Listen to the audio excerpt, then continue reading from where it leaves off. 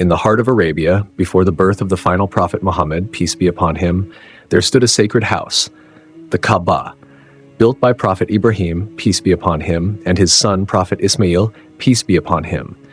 It was the center of devotion, the heart of faith, and a symbol of unity for the tribes of Arabia. But one year, a powerful army set its sights on this holy sanctuary.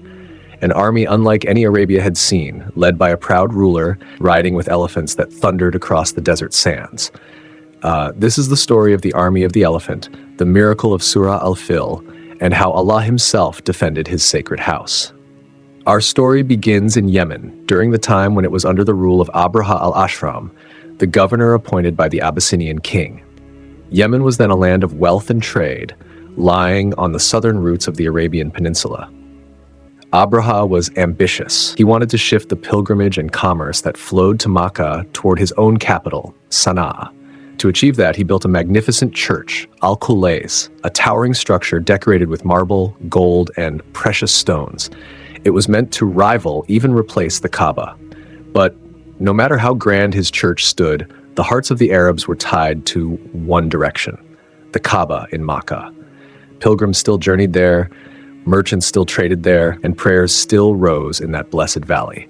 One day, Abraha received shocking news. His great church had been defiled by a traveler who, in disdain, disrespected the building. Rage filled his heart.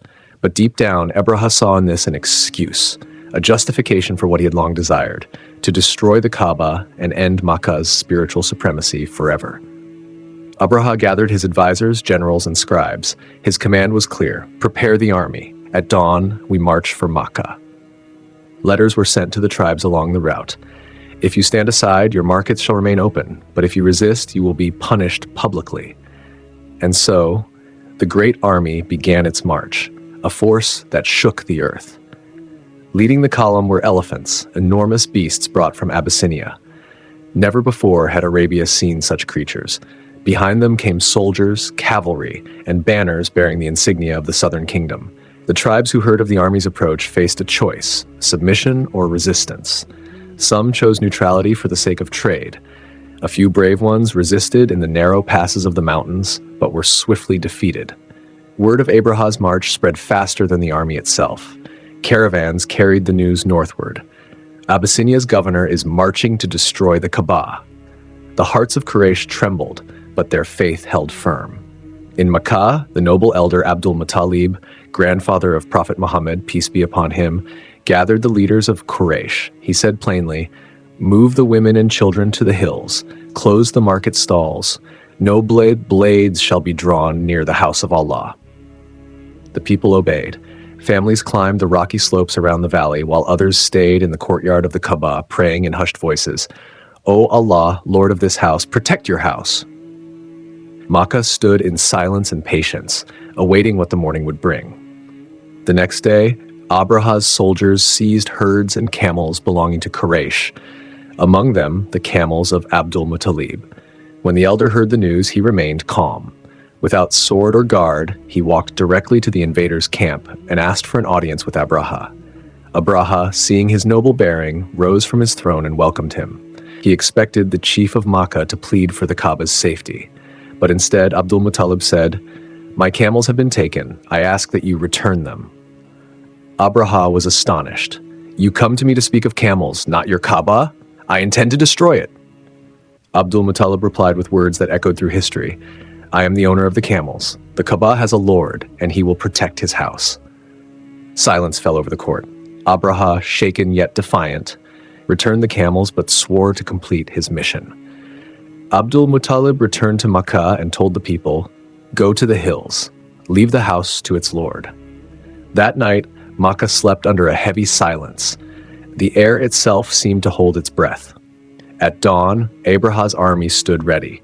The great elephant named Mahmud was placed at the front. The signal was given, but the beast refused to move. They pulled the reins, they beat its flanks, they tried to turn it toward the Kaaba, but it sank to its knees and would not rise. Yet when they turned it toward the south, it walked. East, it walked. West, it walked. But when faced toward the Kaaba, it refused. The soldiers murmured, the commanders argued. Abraha grew furious, and then Allah's command descended.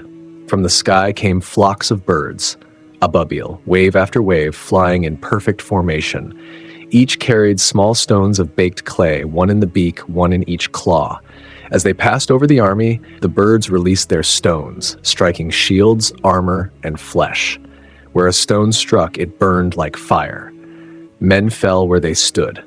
The mighty ranks broke. Horses bolted. Panic spread. The Qur'an recounts this in Surah Al-Fil. Have you not seen how your Lord dealt with the companions of the elephant?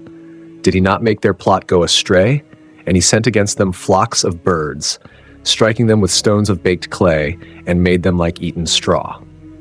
The once proud army scattered. Those who fled south died along the road. Abraha himself was struck, his flesh decaying piece by piece, until he died on the journey back to Yemen, humiliated and defeated. No sword was raised from Makkah, no arrow was loosed.